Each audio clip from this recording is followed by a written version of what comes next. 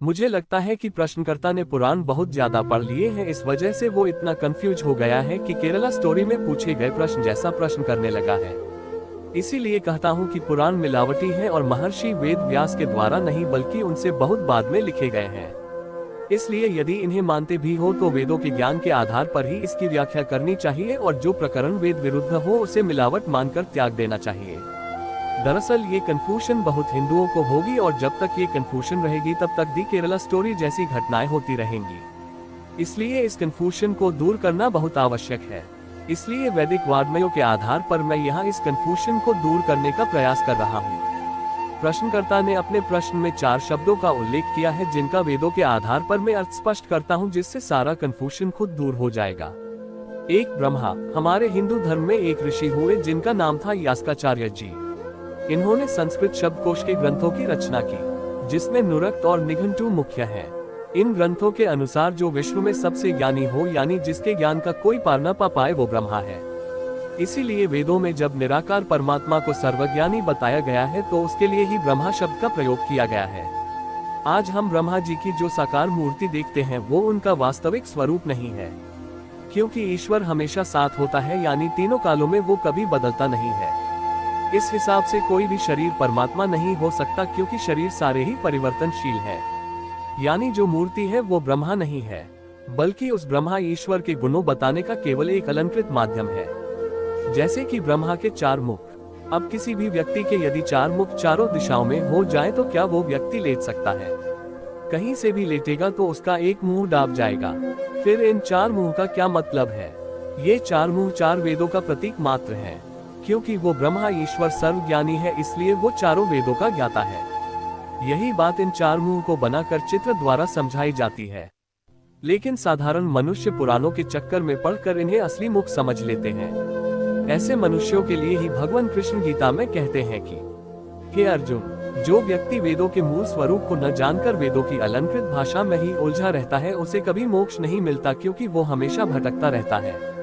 जैसे कि प्रश्नकर्ता भटक रहा है कि इन तीनों में कौन बड़ा है। जो बड़ा है उसे ही पूजा करके खुश कर लूं। 2 विष्णु। यास्क मुनि ने विष्णु का शाब्दिक अर्थ किया है कि जो विश्व में व्याप्त है वो विष्णु है। इसी प्रसंग में जहाँ जहाँ परमात्मा को सर्वव्यापी बताया गया है वहाँ उसे ही वेदों ने विष्णु कहा है। इसी प्रकार लक्ष्मी का अर्थ है कि परमात्मा की वो शक्ति जिससे हमें जगत की वस्तुएं दिखती हैं।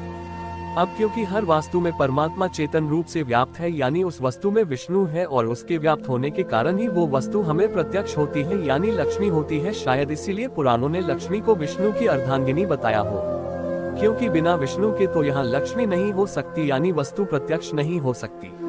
3 शिव और रुद्र। इसी प्रकार शिव का अर्थ संस्कृत साहित्यों में कल्याण करने वाला बताया गया है। वेदों में भी जहाँ जहाँ उस निराकार परमेश्वर को कल्याण करने वाला बताया गया है वहाँ उसे शिव नाम दिया गया है। रुद्र का अर्थ है रुदन करने वाला यानी रुलाने वाला। परमात्मा दुष्टों को रुलाने वाला है, इसलिए वो ही रुद्र है। यजुर्वेद का एक मंत्र है जिसमें रुद्र से प्रार्थना की गई है। मानो महांतमुत मानो अर्भकम माना उक्षंतमुत माना उक्षितम मानो वधी पितृमोत मातर माना प्रियास्तन वो रुद्र रीरिष। 1 यजु 0:16 मन 0:15। भावार्थ, हे रुद्र, दुष्टों को पाप के दुख स्वरूप फल को देके रुलाने वाले परमेश्वर, आप हमारे छोटे बड़े जन, गर्भ, माता पिता और प्रिय बंधुवर्ग तथा शरीरों का हनन करने के लिए प्रेरित मत कीजिए। ऐसे मार्ग से हमको चलाइए जिससे हम आपके दंडनीय न हो। 1 अब इसके भावार्थ में ध्यान दीजिए। ऐसे मार्ग से हमको चलाइए जिससे हम आपके दंडनीय न हो। 1 यहाँ ऋषि जानते हैं कि परमात्मा दंड देकर रुलाने वाला है, इसलिए उसको रुद्र कहकर संबोधित करते हुए दंड से मुक्त रखने की प्रार्थना की गई है। 4 देवता दिव्य गुणों से युक्त होने के कारण कहते हैं जैसी कि पृथ्वी, परंतु इसको कहीं ईश्वर व उपासनीय नहीं माना है। ऋग्वेद में एक मंत्र आता है कि ऋचो अक्षरे परमे व्योमन्यस्मिन् देवा अधि विश्वे निषेधो यस्तन्ना वेद किमृचा करिष्यति ये तद्विदुस्ते में समास्ते। 1 3 0 मन 0 1 सु 0 164 मन 0 39।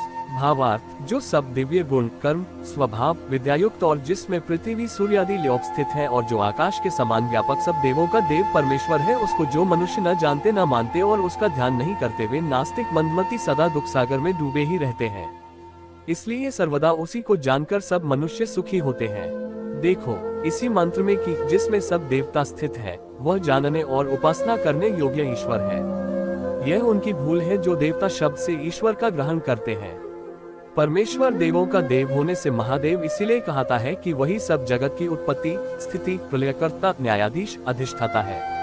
33 देव अर्थात पृथ्वी, जल, अग्नि, वायु, आकाश, चंद्रमा, सूर्य और नक्षत्र सब सृष्टि के निवास स्थान होने से 8 वसु, प्राण, अपान, व्यान, उदान, समान, नाग, कूर्म, कृकल, देवदत्त, धनंजय और जीवात्मा, ये 11 रुद्र इसलिए कहते हैं कि जब शरीर को छोड़ते हैं तब रोदन कराने वाले होते हैं। ये हमारे शरीर में रहने वाले प्राण और उपप्राण हैं। जो आयुर्वेद जनता होगा वो इन सब से परिचित होगा, परंतु साधारण व्यक्ति को यही समझना चाहिए कि हमारी प्राण वायु ही शरीर में जाकर कई प्रकार की प्राण वायु और उपप्राण वायु में विभक्त हो जाती है। यही रुद्र है। यहाँ संवत्सर के 12 महीने 12 आदित्य इसलिए हैं कि ये सबकी आयु को लेते जाते हैं। बिजली का नाम इंद्र इस हेतु से देवता है क्योंकि परम ऐश्वर्य का हेतु है। यज्ञ सभी प्रकार के सत्कर्म या पुरुषार्थ जिसमें हवन भी शामिल है को प्रजापति कहने का कारण यह है कि जिससे वायु, वृष्टि, जल, औषधि की शुद्धि, विद्वानों का सत्कार और नाना प्रकार की शिल्प विद्या से प्रजा का पालन होता है। ये 33 8 + 11 + 12 + 1 + 1 = 33 पूर्वोक्त गुणों के योग से देव कहते हैं। इनका स्वामी और सबसे बड़ा होने से परमात्मा 34वां उपास्य देव शतपथ के 14वें कांड में स्पष्ट लिखा है। भगवत गीता के 3रे अध्याय में भगवान कृष्ण ने भी इस बारे में एक उपदेश दिया है कि सहयज्ञा प्रजा सृष्ट्वा पुरोवाच प्रजापते अनेन प्रस्विषध्वमेश वोस्त्विष्ट कामदोक। 10 अनुवाद। सृष्टि के प्रारंभ में समस्त प्राणियों के स्वामी प्रजापति ने विष्णु के लिए यज्ञ सहित मनुष्यों तथा देवताओं की संततियों को रचा और उनसे कहा, तुम इस यज्ञ से सुखी रहो क्योंकि इसके करने से तुम्हें सुखपूर्वक रहने तथा मुक्ति प्राप्त करने के लिए समस्त वांछित वस्तुएं प्राप्त हो सकेंगी। व्याख्या। अब इसमें जो विष्णु शब्द है उसका अर्थ यदि किसी वैष्णव से पूछेंगे तो वो श्री विष्णु, महाविष्णु और पता नहीं कितने विष्णु के सिद्धांत लाकर पहले तो ये सिद्ध करने की कोशिश करेगा कि कृष्ण विष्णु के नहीं बल्कि विष्णु कृष्ण का रूप है, जिससे शंका का समाधान तो नहीं होता बल्कि और कंफ्यूजन फैल जाता है। लेकिन यदि इसमें विष्णु का वही अर्थ लिया जाए जो वेद और व्यास मुनि हमें बताते हैं तो अर्थ एकदम साफ है कि विश्व में व्याप्त परमात्मा ने सृष्टि के निर्माण का यज्ञ यानी पराक्रम किया और मनुष्यों और 33 कोटि देवताओं को जिन्हें ऊपर बताया जा चुका है को रचा। ये वो देवता नहीं है जो टीवी में दिखते हैं बल्कि जैसे ये आज असल जीवन में दिखते हैं वैसे ही उस समय भी थे क्योंकि ये जड़ है। और फिर कहा कि तुम मेरे इस यज्ञ से यानी देवताओं और मनुष्यों के निर्माण से सुखी रहो। यानी परमात्मा ने इसीलिए सृष्टि बनाई ताकि उसमें रहने वाले लोग सुखी रह सके, और देवता यानी प्राकृतिक तत्व भी इसीलिए बनाए ताकि उनसे प्राप्त वस्तुओं से मनुष्य सुखपूर्वक जीवन जी सके। यहाँ पर भी वो विष्णु परमात्मा स्वयं देवता नहीं है बल्कि उसने देवताओं को पैदा किया है।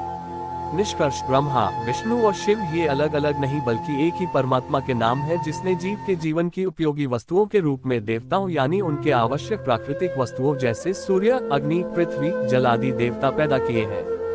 वो स्वयं देवता नहीं है लेकिन इन सब का जनक होने से वो डिवॉन का भी देव महादेव है। इसलिए कंफ्यूज न होइए बल्कि कंफ्यूजन दूर करने के लिए पुराणों से पहले वैदिक साहित्यों का अध्ययन कीजिए। ब्रह्मा, विष्णु, सदाशिव, जानत, अविवेका, प्रणवाक्षर यानी ओम के मध्य ये तीनों एका। क्रेडिट महर्षि दयानंद। स्रोत भगवत गीता एवं सत्यार्थ प्रकाश सप्तम समोल्लास।